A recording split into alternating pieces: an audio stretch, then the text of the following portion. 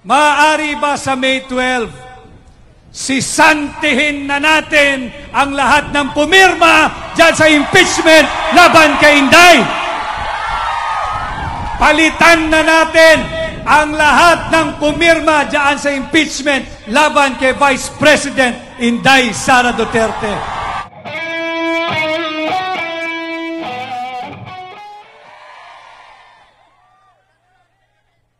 Maraming salamat sa inyong mainit na pagtanggap sa akin at sa Duterte.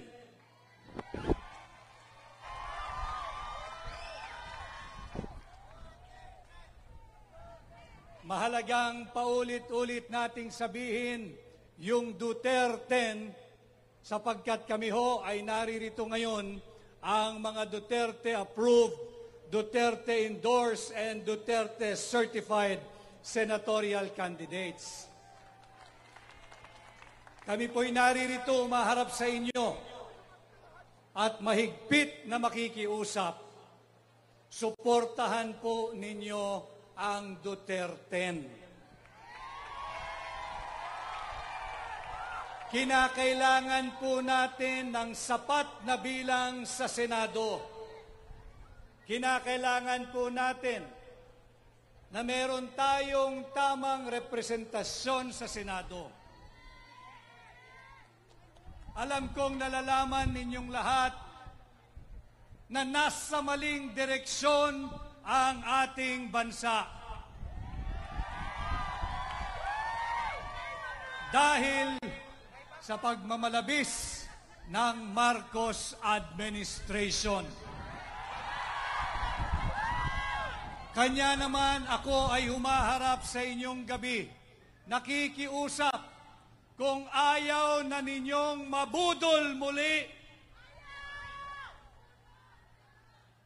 Kung ayaw na ninyong mabudol muli, dalhin ninyo ang Duterte sa Senado.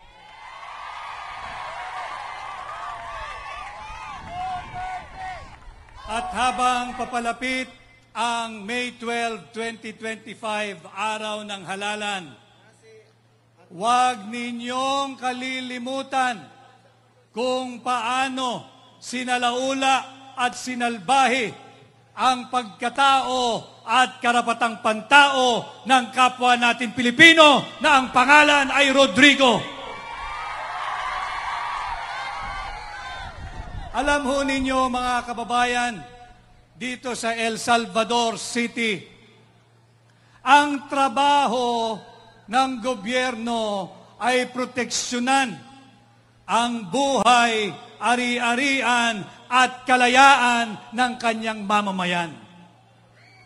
Hindi trabaho ng gobyerno isuko ang sarili niyang mamamayan. Hindi trabaho ng Republika ng Pilipinas ihandog ang kapwa niya Pilipino sa kamay na naglalaway na banyaga diyan sa ICC. Huwag ninyong kalilimutan ang mga nagtraidor sa Pilipino. Para nang sa ganon, hindi na tayo mabubudol muli. At nanganganib ang ating demokrasya. Alam mo ninyo, kapag ka ikaw ay magsasalita ng isang lehitimong saloobin na hindi sang-ayon sa pandinig ng Marcos administration, ikay sisikilin, ikay gigipitin at pilit na bubusalan. Delikado yan pagdating sa ating demokrasya. Nakita din natin kung paano pinagtatangkaang nakawin ng iilang elitistang kongresista ang posisyon ng pangalawang Pangulo kay Vice President Inday Sara Duterte. Huwag kayong pumayag mga taga Mindanao. Isinuko na ang kapwa natin Pilipino. Isinuko na ang kapwa nyo taga Mindanao.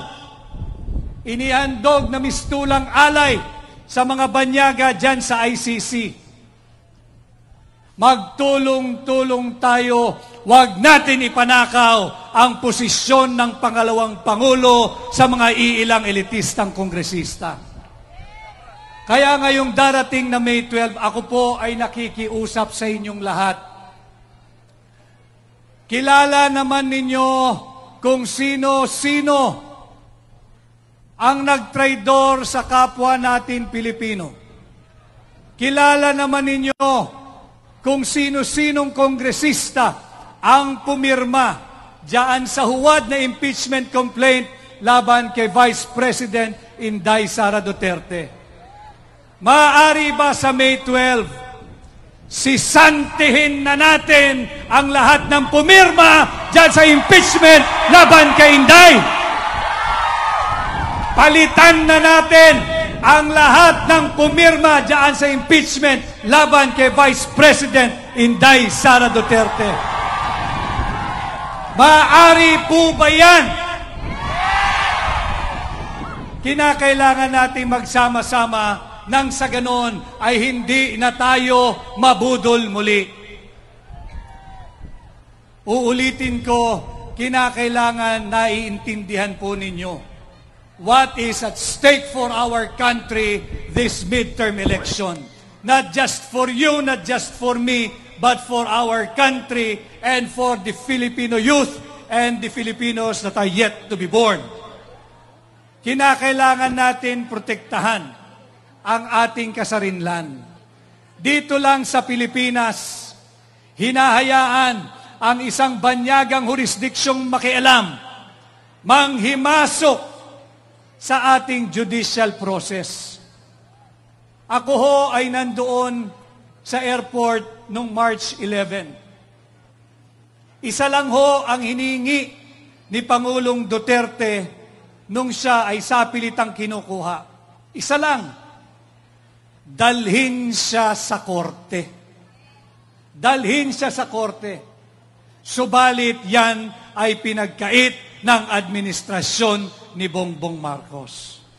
Ito po sana ang gawin nating sukatan, ang gawin nating batayan sa ating pagpili ng ating mga bagong leader ngayong May 12, 2025. At sa pagpili ng mga leader na yan, siyempre, dito sa ating probinsya, ihatid natin sa Kapitolyo ang tunay na mag-aaruga sa inyong lahat, ang ina ng ating probinsya, si Gobernadora Juliet Uy.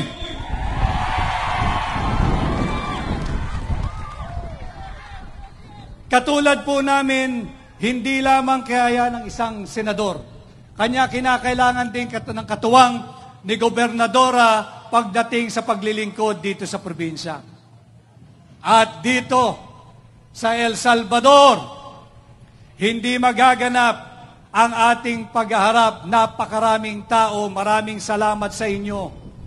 Huwag niyong kalilimutan ang susunod na ama ng ating lungsod, Mayor Makmak Tan!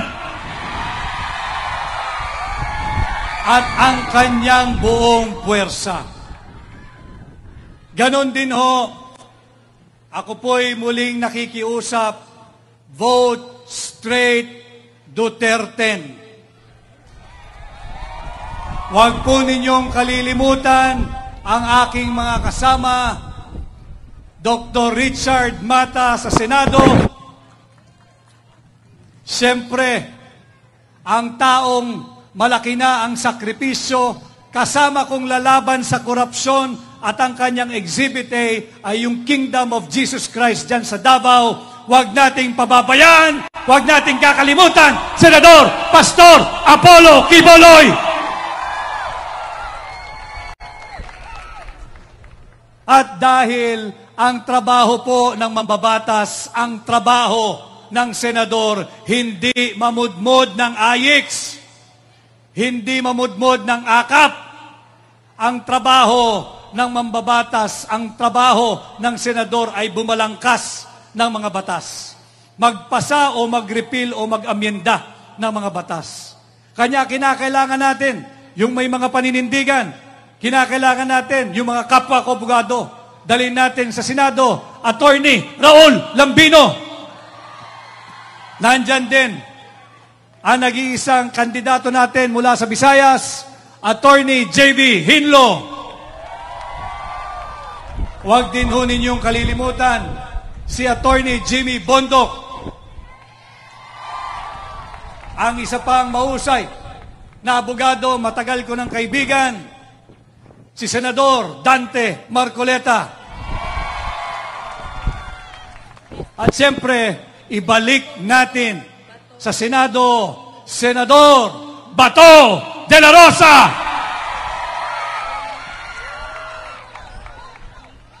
Ibalik din natin sa Senado si Senador Bongo. At siyempre, ibalik din natin, not the last but not the least, ang totoong kaibigan at sincero, si Senador Philip Salvador.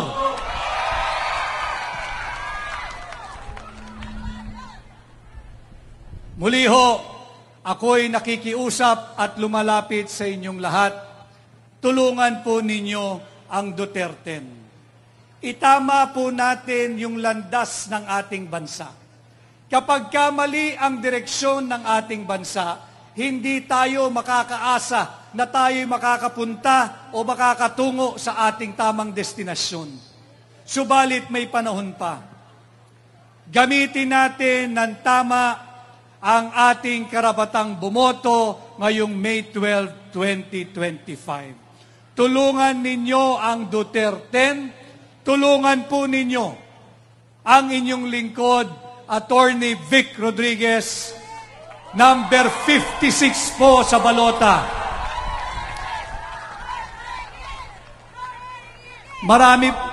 Madali pong tandaan ang aking numero.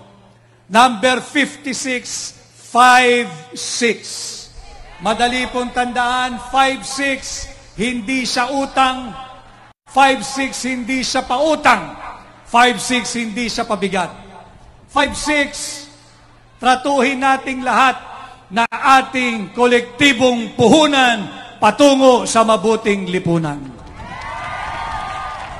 Muli ho, maraming salamat. Tulungan po ninyo akong mangampanya, ipakilala, ikampanya po ninyo ako sa lahat ng inyong kamag-anak, kaibigan, kapitbahay, kabarangay, kaprobinsya at kilalang Pilipino saan man bahagi ng mundo. Huwag po ninyong kalilimutan ang Duterte nang hindi na tayo mabudol muli. Yang Duterte o Team Suka, paulit-ulit kong sinasabi, itong Team Suka, itong Duterte, itong PDP laban, ito ang kalaban ng mga patuloy na nambubudol sa mga Pilipino. Muli ho, ako po si Attorney Vic Rodriguez, Pilipino, abogado, maisog, senador ninyo. Maraming salamat at magandang gabi po sa ating lahat. Magandang gabi kaninyong tanan. Maraming salamat sa inyong mainit na pagtanggap sa akin at sa Duterte.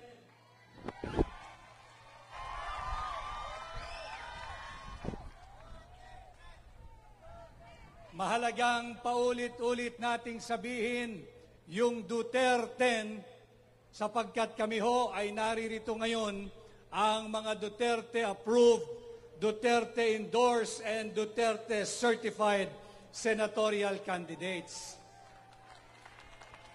Kami po'y naririto umaharap sa inyo at mahigpit na makikiusap. Suportahan po ninyo ang Duterte. Kinakailangan po natin ng sapat na bilang sa Senado. Kinakailangan po natin na meron tayong tamang representasyon sa Senado. Alam kong nalalaman ninyong lahat na nasa maling direksyon ang ating bansa. dahil sa pagmamalabis ng Marcos administration. Kanya naman ako ay humaharap sa inyong gabi, nakikiusap kung ayaw na ninyong mabudol muli. Kung ayaw na ninyong mabudol muli, dalhin ninyo ang Duterte sa Senado.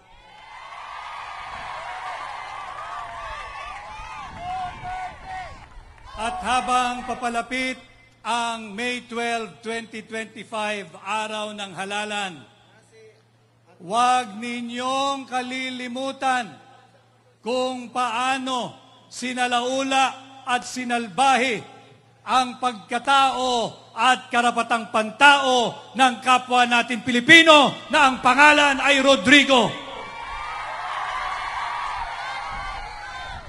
Alam ho ninyo mga kababayan, dito sa El Salvador City, ang trabaho ng gobyerno ay proteksyonan ang buhay, ari-arian at kalayaan ng kanyang mamamayan. Hindi trabaho ng gobyerno isuko ang sarili niyang mamamayan. Hindi trabaho ng Republika ng Pilipinas ihandog ang kapwa niya Pilipino sa kamay na naglalaway na banyaga diyan sa ICC. Huwag ninyong kalilimutan ang mga nagtraidor sa Pilipino. Para nang sa ganon, hindi na tayo mabubudol muli. At nanganganib ang ating demokrasya. Alam mo ninyo, kapag ka ikaw ay magsasalita ng isang lehitimong saloobin na hindi sang-ayon sa pandinig ng Marcos administration, ikay sisikilin, ikay gigipitin at pilit na bubusalan. Delikado yan pagdating sa ating demokrasya. Nakita din natin kung paano pinagtatangkaang nakawin ng iilang elitistang kongresista ang posisyon ng pangalawang Pangulo kay Vice President Inday Sara Duterte. Huwag kayong pumayag mga taga Mindanao.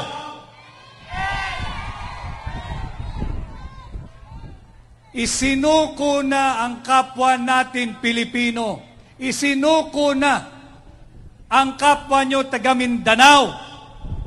Inihandog na mistulang alay sa mga banyaga dyan sa ICC. Magtulong-tulong tayo. Huwag natin ipanakaw ang posisyon ng pangalawang Pangulo sa mga iilang elitistang kongresista. Kaya ngayong darating na May 12, ako po ay nakikiusap sa inyong lahat. Kilala naman ninyo kung sino-sino ang nagtraidor sa kapwa natin Pilipino. Kilala naman ninyo kung sino-sinong kongresista ang pumirma diyan sa huwad na impeachment complaint laban kay Vice President Inday Sara Duterte. Maaari ba sa May 12, sisantihin na natin ang lahat ng pumirma dyan sa impeachment laban kay Inday? Palitan na natin ang lahat ng pumirma dyan sa impeachment laban kay Vice President Inday Sara Duterte. Maaari po ba yan? Kinakailangan natin magsama-sama nang sa ganon ay hindi na tayo mabudol muli. Uulitin ko, kinakailangan naiintindihan po ninyo what is at stake for our country this midterm election. Not just for you, not just for me, but for our country and for the Filipino youth and the Filipinos that are yet to be born. Kinakailangan natin protektahan ang ating kasarinlan. dito lang sa Pilipinas, hinahayaan ang isang banyagang jurisdiksyong makialam, manghimasok sa ating judicial process. Ako ho ay nandoon sa airport noong March 11. Isa lang ho ang hiningi ni Pangulong Duterte nung siya ay sapilitang kinukuha. Isa lang, dalhin siya sa korte. Dalhin siya sa korte. Subalit yan ay pinagkait ng administrasyon ni Bongbong Marcos. Ito po sana ang gawin nating sukatan, ang gawin nating batayan sa ating pagpili ng ating mga bagong leader ngayong May 12, 2025. At sa pagpili ng mga leader na yan, siyempre, dito sa ating probinsya, ihatid natin sa Kapitolyo ang tunay na mag-aaruga sa inyong lahat, ang ina ng ating probinsya, si Gobernadora Juliet Uy.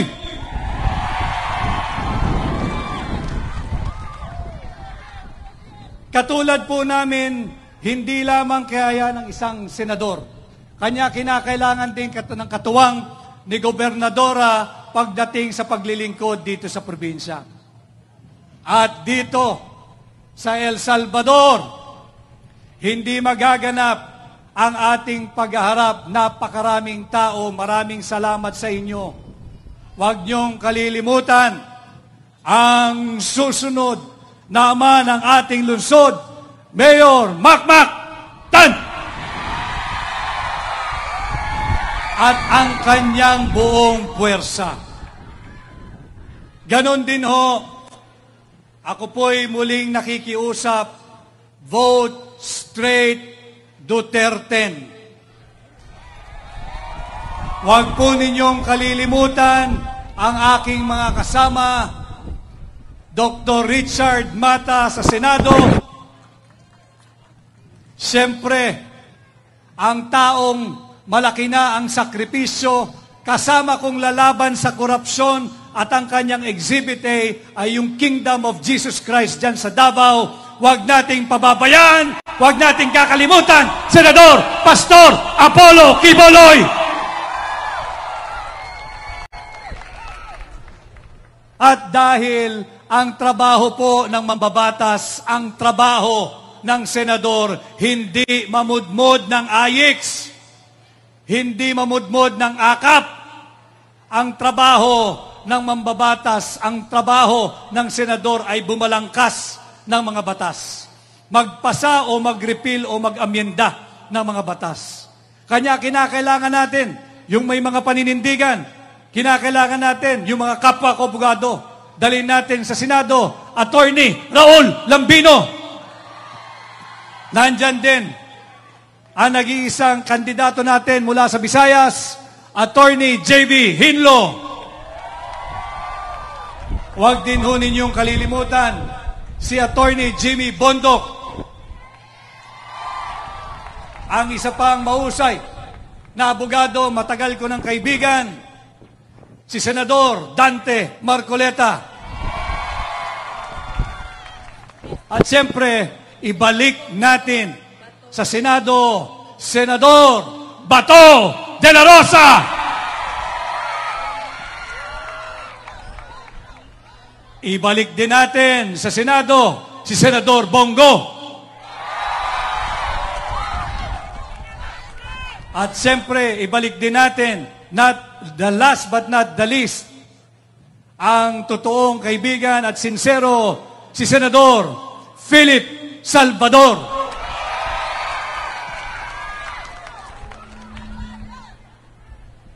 Muli ho, ako'y nakikiusap at lumalapit sa inyong lahat. Tulungan po ninyo ang Duterte. Itama po natin yung landas ng ating bansa. Kapag kamali ang direksyon ng ating bansa, hindi tayo makakaasa na tayo makakapunta o makakatungo sa ating tamang destinasyon. Subalit may panahon pa. Gamitin natin ng tama ang ating karapatang bumoto ngayong May 12, 2025. Tulungan ninyo ang Duterte, tulungan po ninyo ang inyong lingkod, Attorney Vic Rodriguez, number 56 po sa balota.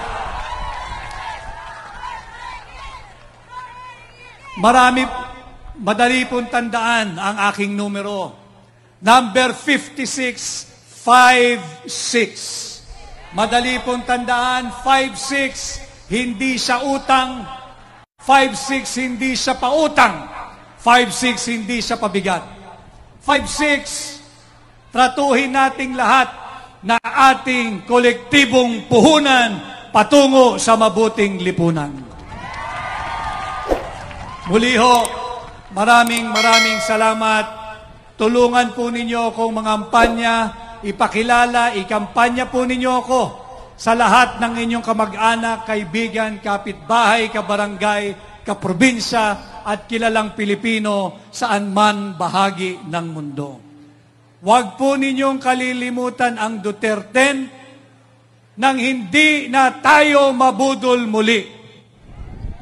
Yang Duterte o Team Suka, paulit-ulit kong sinasabi, itong Team Suka, itong Duterte, itong PDP laban, ito ang kalaban ng mga patuloy na nambubudol sa mga Pilipino. Muli ho, ako po si Attorney Vic Rodriguez, Pilipino, abogado, maisog, senador ninyo. Maraming salamat at magandang gabi po sa ating lahat.